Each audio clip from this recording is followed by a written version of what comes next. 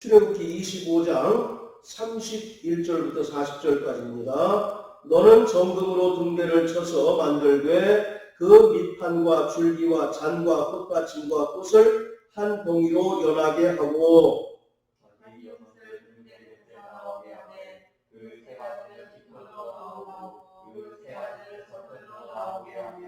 이편 가지에 살구꽃 형상의 잔 셋과 꽃받침과 꽃이 있게 하고 저편 가지에도 살구꽃 형상의 잔 셋과 꽃받침과 꽃이 있게 하여 등대에서 나온 6가지를 갖게 할지며 등대 줄기에는 살구꽃 형상의 잔 셋과 꽃받침과 꽃이 있게 하고 등대에서 나온 6가지를 위하여 꽃받침이 있게 하되 2가지 아래 한 꽃받침이 있어 줄기와 연하게 하여 또 2가지 아래 한 꽃받침이 있어 줄기와 연하게 하며 또 2가지 아래 한 꽃받침이 있어 줄기와 연하게 하고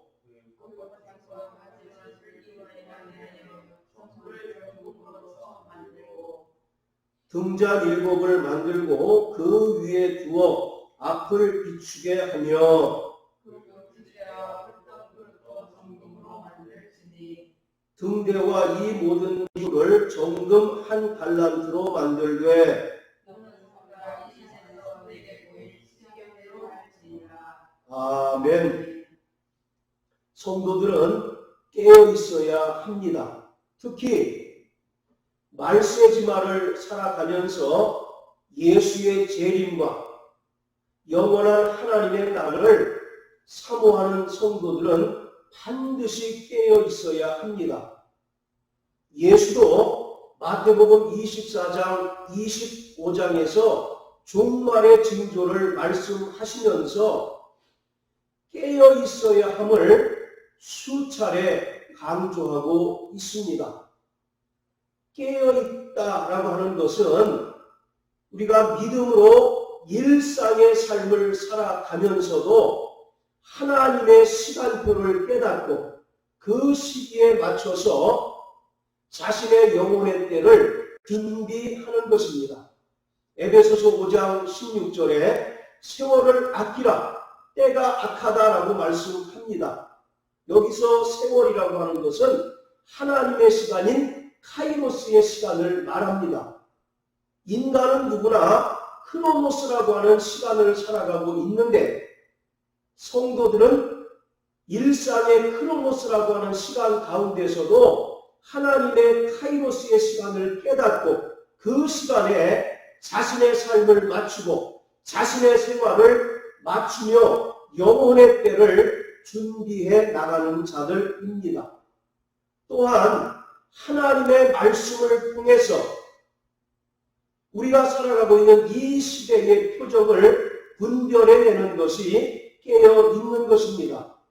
마태복음 16장 3절에 예수가 말씀하시기를 너희가 날씨는 분별할 줄 알면서 어떻게 시대의 표적을 분별하지 못하느냐라고 책망하고 있습니다. 또 로마서 13장 11절 12절에서 사울이 말하기를 또한 너희가 이 시기를 알거니와 자다가 깰 때가 벌써 왔으니 우리의 구원이 처음 믿을 때보다 가까웠습니다. 밤이 깊고 낮이 가까웠으니 그러므로 이제 어둠의 일을 벗고 빛의 갑옷을 입자라고 말합니다. 빛의 갑옷이라고 하는 것은 계시록 19장 9절에서 성도들이 혼인잔치에 참여할 때 입는 거룩한 세마포를 이야기합니다. 성도들의 오는 행실을 이야기하고 있습니다. 그래서 이 땅에서 성도들은 성령으로 충만하여 깨어있음으로 인하여 성도들의 오는 행실인 세마포를 준비하는 자가 되어야 하는 것입니다. 오늘 본문에 나오는 금등대와 민수기 17장에 나오는 아론의 쌍난 지팡이는 살구꽃과 연관이 있습니다. 그런데 엄밀하게 말하면 살구꽃은 잘못된 번역이고 아몬드가 올바른 번역입니다. 자, 우리 창세기 44장 한번 보시겠습니다. 창세기 43장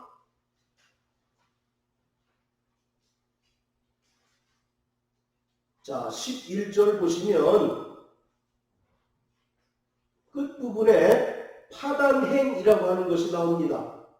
그렇죠? 파단행이 뭐냐면 아몬드를 가리키고 있는 거예요. 아몬드를 가리키는 페르시아어가 바담이라고 하는데 이 바담을 한문으로 표기한 것이 파단행입니다. 그래서 이 파단행은 아몬드를 가리키고 있는 것이고 성경에는 살구꽃으로 우리가 가진 성경에는 살구꽃으로 번역해 놓고 있는데 정확하게는 살구꽃이 아니라 아몬드고 그 아몬드에 해당하는 히브리어와 이 파단행에 해당하는 히브리어가 같은 것을 쓰고 있습니다. 그래서 히브리어로 아몬드라고 하는 말은 샤케드라고 합니다. 자, 따라해보세요. 샤케드. 네, 이 샤케드라고 하는 말은 흔들어 깨우다라고 하는 뜻이 있습니다.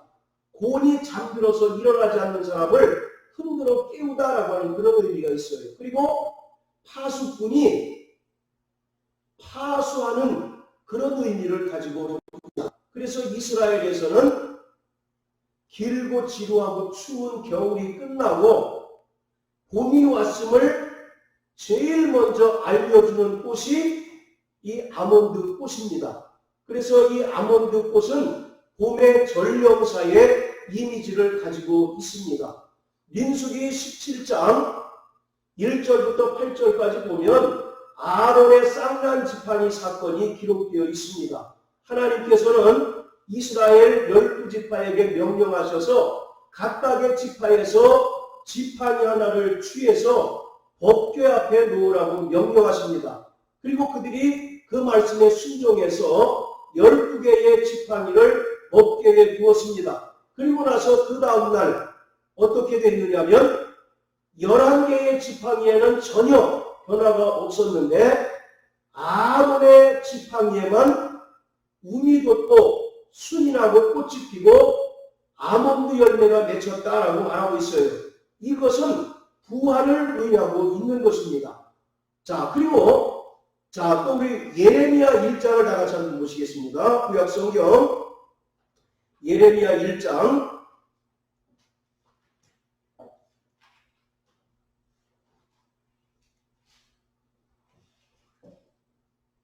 자 11절부터 14절까지 우리 다 같이 읽어보겠습니다. 시작. 여호와의 말씀이 또 내게 임하니라. 이르시되 예레미야야 내가 무엇을 보느냐? 대답하되 내가 살구나무 가지를 보나이다. 여호와께서 내게 이르시되 내가 잘 보았도다. 이는 내가 내 말을 지켜 그대로 이루려 함이니라. 여호와의 말씀이 다시 내게 임하니라. 이르시되 내가 무엇을 보느냐? 대답하되 끓는 가마를 보나이다. 그 면이 북에서부터 기울어졌나이다. 여호와께서 내게 이르시되 재앙이 북방에서 일어나 이 땅의 모든 거민에게 임하리라.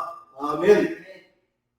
자, 우리가 읽은 1장 11절부터 14절의 말씀을 통해서 하나님께서 예레미야 선지자에게 두 가지 환상을 보여주십니다. 첫 번째는 아몬드 나무의 환상을 보여주셨고 또 하나는 뭡니까? 13절, 14절은 끓는 가마의 환상을 보여주시죠. 그런데 그 끓는 가마가 지금 어떤 상태입니까? 그렇죠. 북에서부터 기울어졌다라고 이렇게 얘기합니다. 기울어졌다는 얘기는 쏟아지다라는 그런 뜻이에요. 이 말은 남유다가 북에서 일어난 바벨론에 의해서 멸망을 당하고 예루살렘 성전이 파괴될 뿐만 아니라 남유다 백성들의 거의 대부분이 바벨론으로 포로로 잡혀가서 그곳에서 70년 동안 살 것에 대한 환상인 것입니다. 그것을 하나님께서 예레미야에게 끓는 가마의 환상을 통해서 보여주고 계신 거예요. 그런데 그 끓는 가마 환상보다 먼저 아몬드 나무 가지 한 상을 보여주십니다. 이것은 춥고 긴 겨울이 끝나고 희망의 봄이 오듯이 하나님께서 예레미야에게 희망의 메시지를 주시는 거예요. 비록 바벨론에 의하여 유다가 멸망당하고 성전이 파괴되고 70년간 포로 생활을 하겠지만 하나님께서 때가 이름에 포로에서 풀려나게 하시고 다시 예루살렘으로 돌아가게 할 것이다. 그렇기 때문에 너는 그 때까지 깨어 있어서 준비하라고 아몬드 나무 한 상을 보여주고 있는 것이에요. 이것처럼 우리가 보통 살구꽃이라고 알고 있는 이 아몬드 나무는 잠자고 있는, 곤히 잠들어 있는 영혼을 깨우는, 긴 겨울 동안 겨울잠을 자고 있는 그 이스라엘을 깨우는 역할을 하는 것이 아몬드 꽃, 아몬드 나무인 것입니다. 그러한 의미를 가지고 있는 아몬드 나무가 금등대에 형상이 있다라고 하는 것은, 금등대라고 하는 것은 성도들의 영혼을 비추고 잠들어 있는 영혼을 깨우는 사명을 가진 것임을 우리에게 알 수가 있는 것입니다. 자, 다시 출애굽기 25장을 보시면 성소 안에는 창문이 없습니다. 그리고 사방으로 막혀 있어서 세상 빛이 전혀 들어가지 않고 완전히 차단되어 있어요. 그래서 오직 금등대가 유일하게 성소 안을 밝히 비추는 빛입니다. 성소는 크기가 약 15평이 조금 안 되는 크기입니다. 그런데다가 이 성소와 지성소는 4개의 덮개로 덮여 있어요. 첫 번째 덮개는 청색, 자색, 홍색, 그리고 가늘게 꼰 배실로 천사의 모양을 수놓은 덮개에 의해서 덮여 있습니다. 그리고 두 번째는 염소털로 만든 덮개로 덮여 있어요. 그리고 세 번째는 붉게 물들인 수양의 가죽으로 덮여 있습니다. 그리고 네 번째는 해달의 가죽으로 덮여 있어요. 그러니까 4중으로 성소와 지성소가 덮여 있는 것입니다. 가뜩이나 적은 공간인데다가 위가 완전히 4개의 덮개로 인하여 밀폐된 상태이기 때문에 칠흑 같은 어두움이 있어요. 그렇지만 금등대가 있음으로 인해서 그 성소가 환하게 밝힐 수가 있는 것입니다. 이 성소를 덮고 있는 4개의 덮개는 각각 나름의 분명한 영적인 의미가 있습니다.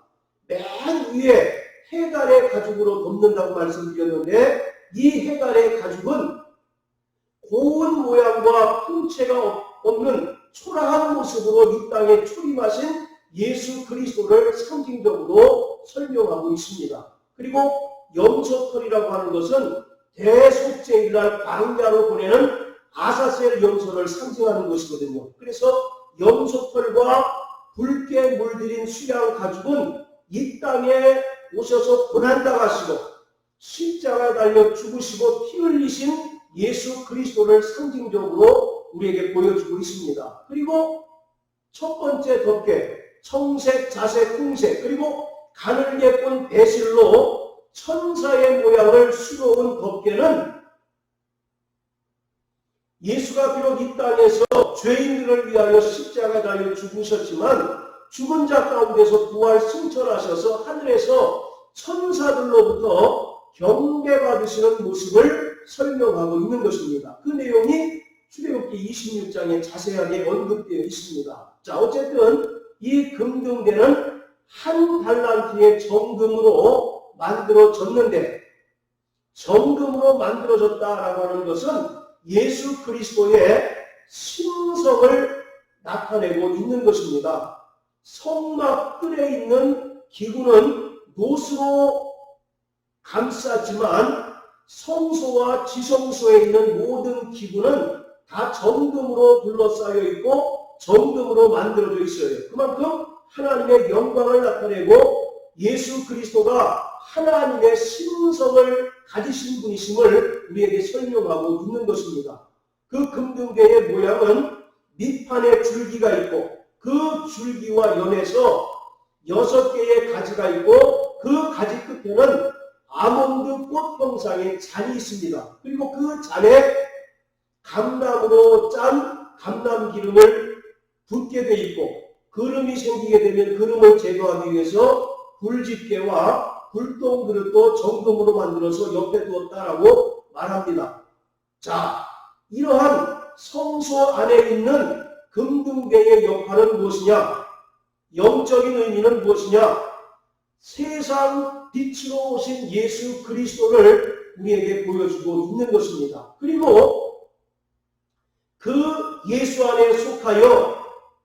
예수 안에 속한 성도들과 또 교회가 가지는 사명이 이 죄로 인하여 어두워진 세상에 진리의 빛을 비춰야 한다라고 하는 사실을 우리에게 보여주고 있습니다. 그래서 마태복음 5장 10절에 보면 사람이 등불을 켜서 말 아래 두지 아니하고 등경 위에 두나니 그러므로 모든 집안 사람에게 비친다라고 말씀하셨던 것처럼 이 세상은 혼돈과 공허로 가득 찼습니다. 그러나 예수 그리스도가 세상의 빛으로 이 땅에 오셔서 비로소 생명을 전파하시고 생명을 공급해 주셨습니다. 마찬가지로 예수 그리스도 안에 속한 교회 또 성도들도 이 죄악으로 관영한 세상에 진리의 빛을 비춰야 하는 분명한 사명이 있음을 금등대를 통해서 우리에게 깨닫게 하고 있습니다. 자, 그런데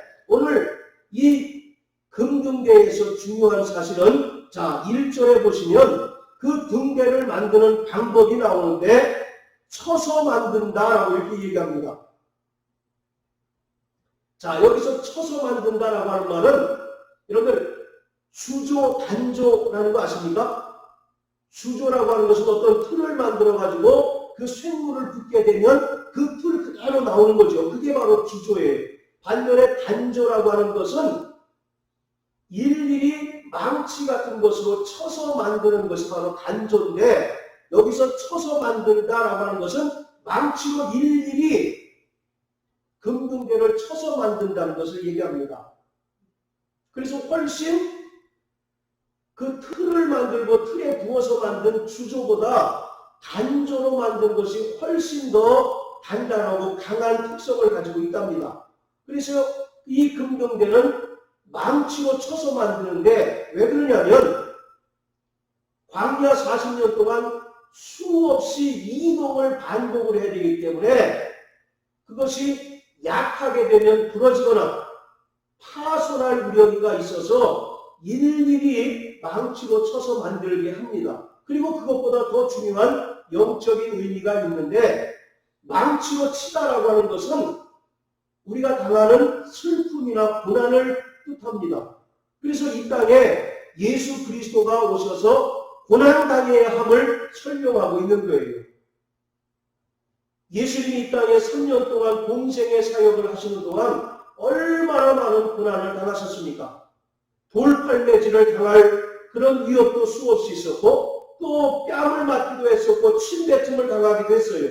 그는 하나님의 아들이시기 때문에 아무런 흠과 티가 없는 분이셨습니다. 그럼에도 불구하고 천국 복음을 증거할 때 바리새인들과 또 유대인들로부터 많은 고난을 당하셨고 또 최종적으로는 빌라도에게 사형언도를 받으시고 십자가에 달리셔서 채찍으로 맞으시고 고난의 절정인 십자가에 달려 죽기까지 하셨습니다. 그럼에도 불구하고 그런 죄가 없으시기 때문에 죽은 자 가운데서 다시 살아나시고 부활 승천하셨던 것처럼 이 땅에 그리스도인으로서 성도로서 살아가는 자들에게는 반드시 고난이 필수적이다라고 하는 사실을 우리에게 설명하고 있는 것입니다. 고난이 없는 신앙은 가짜입니다. 고난이 없는 믿음은 전혀 하나님께서 인정하실 수 없는 믿음인 것입니다. 히브리서 11장이 우리가 보통 믿음장이라고 이야기하는데 그들이 당한 고난에 대해서 구구절절 설명하고 있지 않습니까? 그들이 양과 같이 유리하고 암열과 토굴에서 숨어 살고 심지어 톱으로 그 목을 이제 잘린 자들도 있다라고 말씀합니다. 그럼에도 불구하고 그들이 끝까지 믿음을 지켰기에 하나님께서 그들의 믿음을 기뻐하신다라고 설명하셨던 것처럼 성도의 믿음에는 반드시 고난이 따라야 그것이 하나님께서 기뻐하시는 믿음이라고 한 거예요. 어느 누가 고난을 즐거워하겠습니까? 어느 누가 고난을 기뻐하겠어요? 그러나 이 땅에서 그리스도인으로 살아가기 위해서는 또 성도로 살아가기 위해서는 반드시 고난도 함께 겪어야 된다고 하는 사실을 성경은 말씀합니다. 그래서 로마서 8장 17절에 보면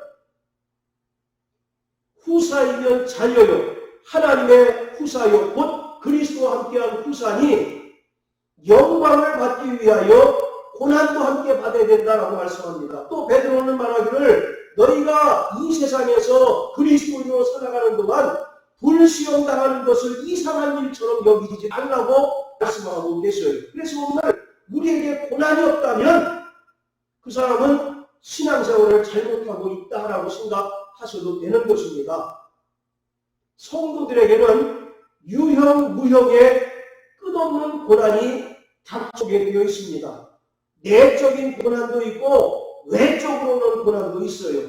바로 내적인 고난이라고 하는 것은 끊임없는 죄의 정욕과의 갈등인 것입니다. 갈라디아서 5장에 보면 우리 안에 두 가지 소욕이 있다라고 말씀하잖아요. 첫째는 육체의 소욕과 또 하나는 성령의 소욕이 서로 다툼으로써 너희가 원하는 것을 하지 못하게 한다라고 말합니다. 우리는 더 신령한 영적 생활을 하기를 원하지요. 그렇지만 죄의 소욕이 우리를 발목 잡아서 우리가 더 정말 믿음 생활을 잘하지 못하도록 끊임없이 방해하는 거예요. 그래서 온전한 그리스도인은 끊임없이 죄의 갈등이 일어날 수밖에 없습니다. 이것이 바로 내적인 고난이고 외적인 고난은 악한 영들이 끊임없이 성도들을 미혹하고 믿음을 빼앗기 위하여 환경을 통해서 사람을 통해서 또는 물질을 통해서 우리를 시험하는 고난이 있습니다. 이와 같이 이 땅에서 성도로 살아갈 때에 우리는 내적인 고난뿐만 아니라 외적인 고난을 끊임없이 겪으며 살아가야 되는 겁니다. 어떻게 보면 이 고난이라고 하는 것은 우리 성도들의 그 믿음을 성숙시키는 하나의 자양분이다라고 말씀드릴 수가 있는 거예요. 나무에게 영양을 잘 주어야 그 나무가 잘 크는 것처럼 우리 성도들이 믿음이 견실해지고 성숙해지기 위해서 하나님은 때로는 고난이라고 하는 방법을 통해서 우리를 힘들게 하고 고단하게 만듭니다. 그러나 그 고난을 견딜 때 우리의 믿음이 한층 더 성숙해지는 것을 발견하게 됩니다. 그래서 시편 119편 71편에 다윗이 고백하기를 고난당하는 것이 내게 유익이라고 말씀합니다. 자, 따라하세요. 고난당하는 것이 내게 유익이라. 왜 고난당하는 것이 내게 유익이 되겠습니까? 만약에 내가 고난이 없어요.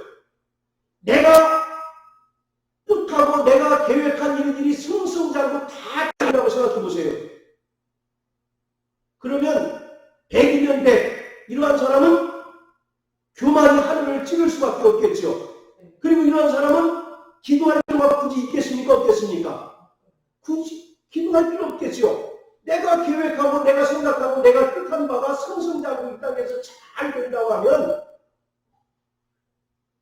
전혀 기도할 필요가 없고 교만이 하늘을 찌를 수가 있을 것입니다. 여러분들 욥의 그 기록을 통해서 우리가 잘 알지 않습니까? 그는 자기 스스로는 대단히 의로운 사람인 줄 알았어요. 욥은 자신이 굉장히 굉장히 신앙생활을 잘하는 사람, 의로운 사람인 줄 알았다는 거죠. 그런데 하나님께서는 그 사람을 통해서 욥이 가지고 있는 모든 것들을 다 치시고 고난을 그에게 주심으로써 비로소 그가 깨닫게 하십니다. 아, 나는 별 수 없는 자이구나. 내가 그동안 신앙생활 잘하고 남들보다 더 하나님을 경외하고 남들보다 더 의로운 줄 알았는데 나도 막상 고난을 당하다 보니까 별 수 없는 존재라고 하는 사실을 비로소 깨닫게 되는 거예요. 그래서 마지막에 나는 하나님의 은혜 없이 살 수 없는 자임을 고백할 때 하나님께서 갑절의 복을 허락하신 것을 우리가 욥기를 통해서 알고 있는 것입니다. 우리는 때로는 하나님께서 우리에게 주시는 고난을 통해서 우리에게서 깨어져야 될 부분이 산산이 깨어져야 하는 겁니다. 그리고 우리 안에 다듬어져야 될 부분들이 고난이라고 하는 망치를 통해서 산산이 깨어지고 다듬어져야 하나님의 손에 온전히 쓰임받는 도구가 될 수가 있는 것입니다. 여러분들, 출애굽한 이스라엘 백성들을 하나님께서 바로 가나안 땅에 인도하실 수 없었을까요? 왜 하나님께서 광야 40년 동안 그들을 혹독하게 훈련시키셨을까요? 그 광야 기간을 통해서 그들을 다듬으신 겁니다. 그들의 모난 부분들을 철저하게 깨뜨리신 거예요. 그래서 천국 백성, 하나님의 백성이 되게 하시는 과정이 광야 40년이에요. 그래서 성경은 말하기를 하나님께서 그들을 시험하셨다라고 말씀하고 있지 않습니까? 철저히 고난이라고 하는 방법을 통해서, 고난이라고 하는 망치를 통해서 그들에게 깨어져야 될 부분들을 깨뜨리시고 다듬어야 될 부분들을 다듬으셔서 그들이 비로소 천국 백성, 하나님의 백성이 되었을 때 그들을 가나안 땅에 인도하셨던 거예요.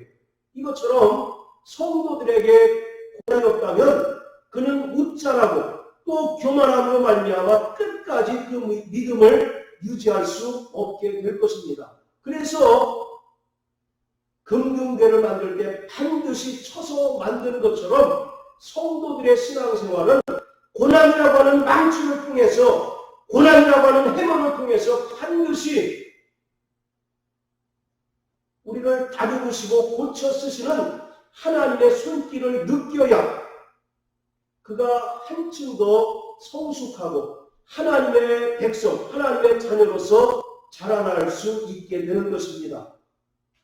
고난당하는 자가 있습니까? 즐거워하시길 주의 이름으로 축원합니다. 오히려 그 고난을 통해서 하나님께서 내게 주실 그 믿음, 더 큰 은혜를 사모하시고 고난이라고 하는 그 높은 파도를 승리하는 저와 여러분들 되시기를 주의 이름으로 축원합니다. 자, 이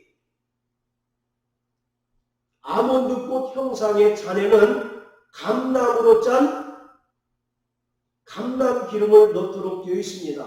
이 등대를 이제 담당하고 있는 제사장은 항상 등대가 최적의 밝기를 유지할 수 있도록 기름을 충분히 집어넣고 또 상당량의 기름을 준비해야 하는데 이 기름은 성령을 의미합니다. 그래서 등잔에 기름이 충분함으로써 항상 꺼지지 않고 타오르게 해야 되는 것처럼 우리 성도들은 날마다 성령의 충만함을 유지해야 합니다. 등대 자체가 불을 밝힐 수 있을까요? 없을까요? 등대 자체는 전동으로 만든 기구에 불과하기 때문에 스스로 빛을 발할 수 없어요. 그곳에 기름을 넣고 불을 붙일 때 환하게 비추고 빛을 밝히는 것처럼 구원받은 성도들이 이 땅에서 성화의 삶을 살아갈 때 반드시 성령의 도우심을 받아야 하는 것입니다. 그래서 이 성소는 성령의 사역인 것입니다. 성막들은 예수 그리스도의 사역이라고 한다면 이 성소 안에는 성령의 사역이에요. 그래서 히브리서 6장 4절 5절에 보면 한 번 비춤을 얻고 하늘의 능사를 맛보고 하나님의 선한 말씀과 내세의 능력을 맛본다라고 말씀하고 있잖아요. 그것이 성소 안에서 이루어지는 그러한 경험들인 것입니다. 그래서 이 성소 안에서 성도들은 성령을 통해서 하나님의 말씀을 통해서 하나님과 교제하고 또 성령 충만함으로 말미암아 하나님과 교제하고 기도를 통해서 하나님과 교제하는 장소가 바로 성소인 것이죠. 그러기 위해서는 성도들이 늘 성령의 충만함을 유지해야 하는 것입니다. 요한계시록 1장에는 바로 이 금등대를 교회라고 설명하고 있습니다. 자, 우리 요한계시록 1장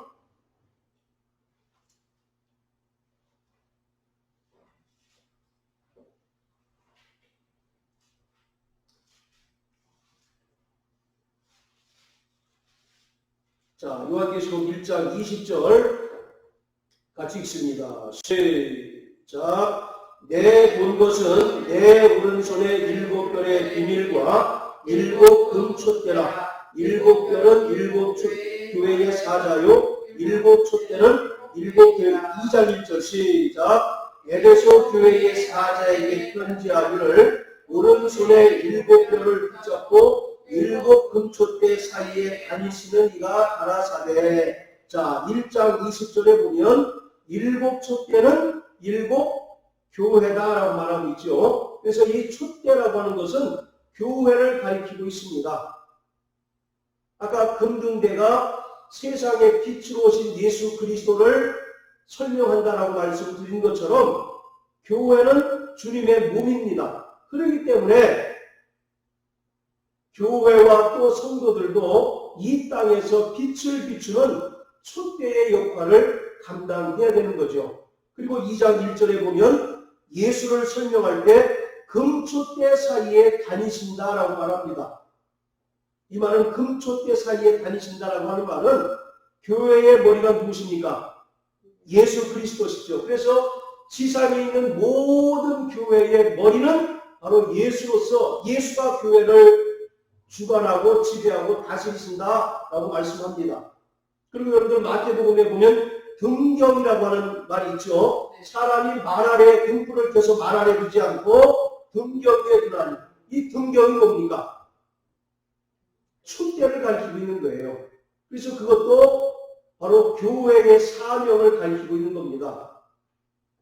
금등대가 칠흑같이 어두운 성소를 환하게 밝히우듯이 이 땅에 교회가 세워진 목적, 또 이 땅에 성도가 존재하는 목적이 무엇이냐? 죄악으로 관영하고 흑암의 번지 아래에 있는 이 세상에 생명의 빛을 증거해야 한다라고 하는 것입니다. 그런데 어떤 방법으로 생명의 빛을 증거할까요?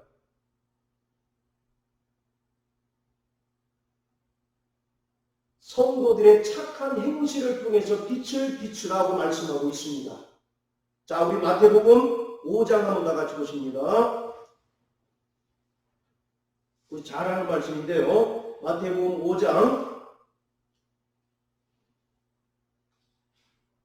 자, 13절부터 16절까지 시작. 너희는 세상의 소금이니 소금이 만일 그 맛을 잃으면 무엇으로 짜게 하리요?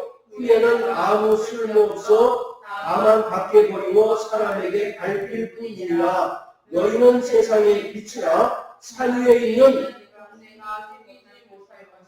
사람이 등불을 켜서 말 아래 두지 아니하고 등경 위에 두나니 이러므로 집안 모든 사람에게 비치느니라. 이같이 너희 빛을 사람 앞에 비치게 하여 저희로 너희 착한 행실을 보고 하늘에 계신 너희 아버지께 영광을 돌리게 하라. 아멘. 자, 13절부터 16절은 교회의 존재 목적과 사명에 대해서 설명합니다. 13절에는 너희는 세상의 소금이니 라고 말합니다. 여러분들, 소금의 용도가 뭐예요? 사람들은 자꾸 부패를 방지한다라고 이렇게 얘기하는데, 부패를 방지하기 이전에 맛을 내는 겁니다. 맛을. 그렇지 않습니까? 음식을 할 때 소금이 빠지면 싱겁고 밍밍해서 잘 못 먹잖아요. 그래서 소금의 가장 큰 목적은 바로 맛을 내는 거거든요. 바로 이것은, 소금은 구약에서 하나님의 말씀을 가리킵니다. 성경에 보면 변하지 않는 하나님의 말씀을 소금 언약이라고 비유하고 있어요. 이것처럼 교회는 기본적으로 하나님의 말씀을 이 세상에 전파하는 사명을 가진 자들입니다. 할렐루야. 그래서 너희는 세상의 소금이니라고 말하고 있어요. 우리가 세상의 부패를 방지한다. 물론 그것도 전혀 틀린 말은 아니지만 근본적으로는 하나님의 소금 언약인 말씀을 세상에 증거함으로 저들고 하나님의 말씀의 그 맛을 체험하게 하는 것이 교회의 본래의 목적이라는 거죠. 그리고 두 번째, 14절에 너희는 세상에 뭐라고요? 빛이라. 그래서 산 위에 있는 동네가 숨기우지 못할 것이고 사람이 등불을 켜서 여기서 이 말이라고 하는 것은 우리가 한 말 두 말 할 때 그 말 있죠? 사람이 타고 다니는 말이 아니라 한 말 두 말, 한 대 두 대. 요한형제 알아요? 네. 이제 그릇을 얘기합니다. 쉽게 얘기해서 그릇으로 그 등불을 덮지 않는다는 얘기죠.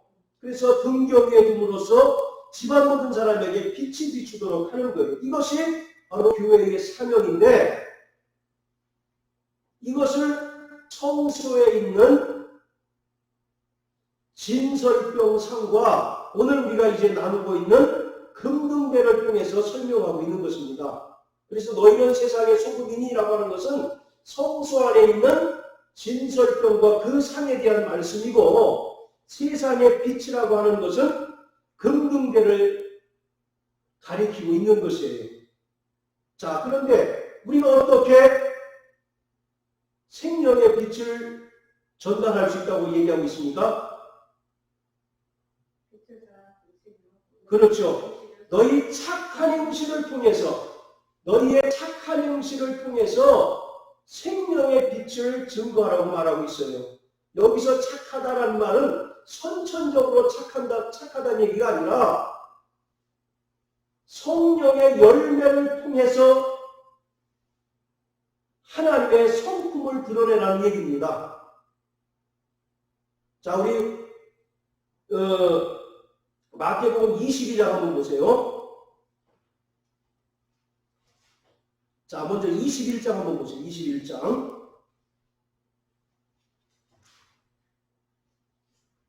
자, 43절. 우리 요한형제 한번 읽어볼까요? 그러므로 내가 너희에게 이르노니 하나님의 나라를 너희는 빼앗기고 그 나라의 열매 맺는 백성이 받으리라. 자,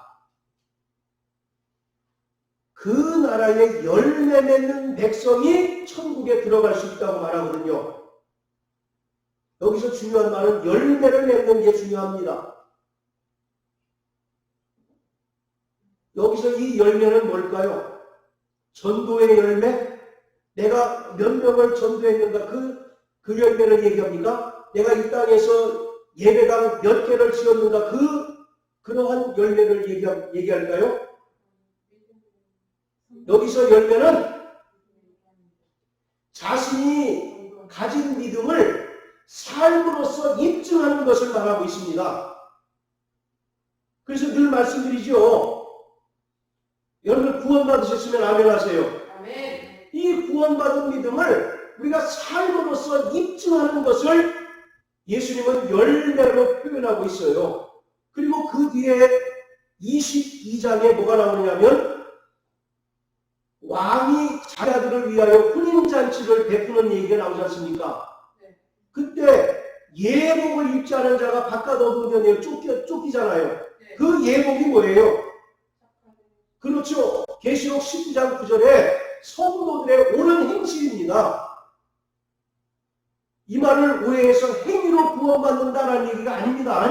그렇게 오해하지 마시고 반드시 믿음이 있으면 그 믿음에 상응하는 삶의 모습이 나타나야 된다는 거죠. 그것을 불신자들이 보고 저 사람은 예수를 믿더니 과연 우리와 다른 삶을 산다라고 이와 같이 느끼게 해야 된다는 거죠. 이와 같이 그들이 생각하게 해야 된다는 거죠. 그것이 성도들의 옳은 행실입니다. 선천적으로 착한 사람들 있잖아요. 구제 잘하고 남한테 아쉬운 소리 안 하고 남을 정말 구제하기 잘하고 또 남에게 선을 베풀길 잘하는 사람, 그런 선천적인 착한 사람을 얘기하는 것이 아니라 자신이 예수를 구주로 믿고 구원받은 하나님의 자녀라고 한다면 그것을 삶으로서 입증을 해야 된다는 거죠. 그것이 성도들의 옳은 행실이에요. 야고보서 2장에 뭐라고 얘기합니까? 행함이 없는 믿음은 죽은 것이다. 어떻게 그 믿음이 너를 구원할 수 있느냐라고 말씀하고 있잖아요. 그러면서 행함이 있을 때 그 믿음이 온전해진다라고 얘기하고 있지 않습니까? 그와 같이 우리가 구원받았다면 나 구원받았어 마음속으로만 다짐하고 꽁꽁 숨겨둘 것이 아니라 구원받은 자신의 믿음을 내 삶으로서 나타내야 된다는 거죠. 내 삶으로서 입증해야 된다는 거죠. 그래서 불신자들이 저 사람의 삶을 보니까 과연 하나님 살아계시구나, 과연 예수가 모든 인류의 구세주구나라고 하는 사실을 알 수 있도록 해야 된다는 겁니다. 그게 거룩한 세마포고 성도들의 착한 행실인 것입니다. 오늘 이와 같이 너희 착한 행실을 통해서 하나님께 영광을 돌리게 하는 말은 우리가 성령으로 충만하여 성령의 열매를 맺음으로써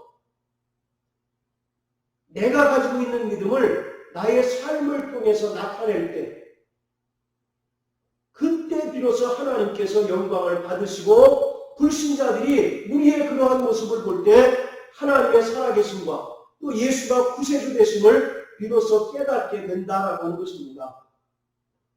날마다 성령 충만하시길 주의 이름으로 축원합니다. 우리는 성령 충만하여 늘 깨어 있어야 합니다. 그리고 성령 충만함으로 말미암아 성령이 교회들에게 하시는 그 음성을 날마다 듣고 하나님과 성령을 통해서 교제하는 자가 되어야 합니다. 성령은 진리의 영이셔요.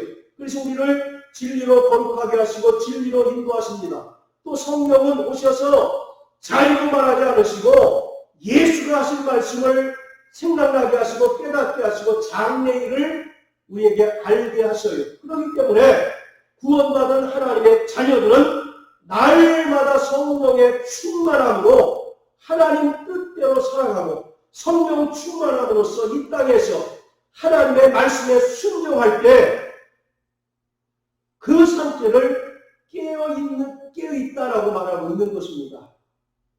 성령은 우리의 영혼을 깨우십니다. 할렐루야.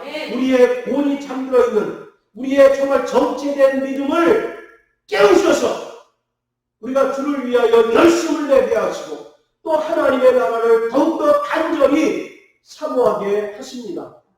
근심에도 두 가지가 있다고 말씀을 드렸죠. 세상을 위한 근심은 우리를 파멸에 이르게 하지만 하나님의 뜻대로 하는 근심은 우리를 더 열심히 내게 하고 간절하게 한다라고 말씀하고 계셔요. 오늘 이처럼 성령은 우리를 충만케 하셔서 하나님의 뜻대로 하는 근심으로 근심케 하셔서 내가 왜 이렇게 게으를까? 내가 이렇게 더 기도에 열심을 내지 못하고 내가 이렇게 신앙에 낙태할까? 끊임없이 자신을 돌아보고 자책하면서 더 말씀을 통하여 열심을 품게 하시는 이가 성령이십니다. 이스라엘에서 아몬드 꽃이 겨울이 끝나고 봄을 알리는 가장 첫 번째 꽃인 것처럼 성령은 우리의 영혼을 깨우셔서 하나님 나라 바라보게 하시고 또 예수의 주님을 간절히 사모하게 하시는 이 간절히 사모하게 하시는 영이 성령이십니다. 날마다 성령 충만하게 되시기를 바랍니다. 아멘. 할렐루야. 따라서 나영아 나영아 성령으로 충만하자. 성령으로 충만하다. 자, 그런데 우리 요한 형제 에베소서 5장 18절 그리고 우리 김 집사님 사도행전 2장 4절 아무나 먼저 찾으시면 한번 읽어주세요. 불사하지 말라. 이는 방탕한 것이니 오직 성령의 충만을 받으라. 자, 사도행전 2장 4절 저희가 다 성령의 충만함을 받고 성령이 말하게 하심을 따라 다른 방언으로 말하기를 시작합니다. 예, 두 구절 모두 성령의 충만함을 받아라 이렇게 받다 이렇게 얘기하잖아요. 자, 그런데 그 말을 영어 성경도 그렇고 원문에도 보면 성령 충만을 받다라는 표현은 전혀 없습니다. 성령을 물건 받듯이 주고받는다는 의미가 전혀 없어요. 그냥 성령 충만하여 그렇게 번역하고 있습니다. 성령을 물건 주고받듯이 성령 충만함을 받으라. 그 말은 제가 보기에는 잘못된 번역인 것 같아요. 그 원문에도 보면 성령 충만하여 이렇게 되어 있습니다. 영어 성경도 그렇고 우리 요한형제도 조금 이제 영어 성경을 좀 같이 보실 수 있도록 하면 좋겠어요. 그래서 영어 성경 또 원문 성경에도 성령 충만하여 이렇게 되어 있습니다. 이 말은 무슨 말일까요? 구원받고 성령으로 거듭난 자는 이미 성령이 우리 안에 내주하고 계시죠. 고린도전서 3장 16절 17절에 성령이 너희 안에 거하는 것을 알지 못하느냐라고 말하잖아요. 이미 우리 안에 성령이 내주하고 계셔요. 그렇기 때문에 별도로 성령 충만을 받을 필요가 있을까요? 없을까요? 없잖아요. 그런데 우리가 성령이 이미 내주하시는데도 불구하고 성령 충만하지 못한 것은 우리가 자꾸 죄와 짝하기 때문에 그렇다는 겁니다. 그리고 거기에 썩어져가는 그 구습대로 살기 때문에 우리 안에 계신 성령이 근심하시고 제한하시기 때문에 성령으로 충만하지 못하는 거예요. 그렇기 때문에 성령 충만하기 위해서는 반드시 날마다 예수의 흘리신 보혈로 회개하는 자가 성령 충만할 수 있다는 겁니다.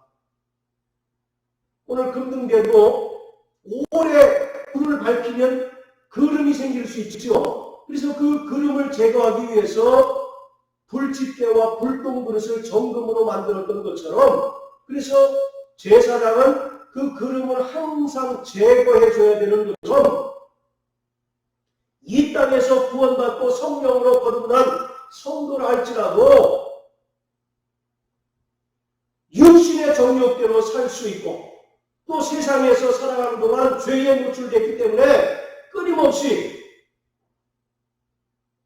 하나님 말씀에 불순종하는 모습으로 살 때가 있습니다. 그러할 때 우리 안에 계신 성령은 어떻게 하신다고요? 근심하셔요.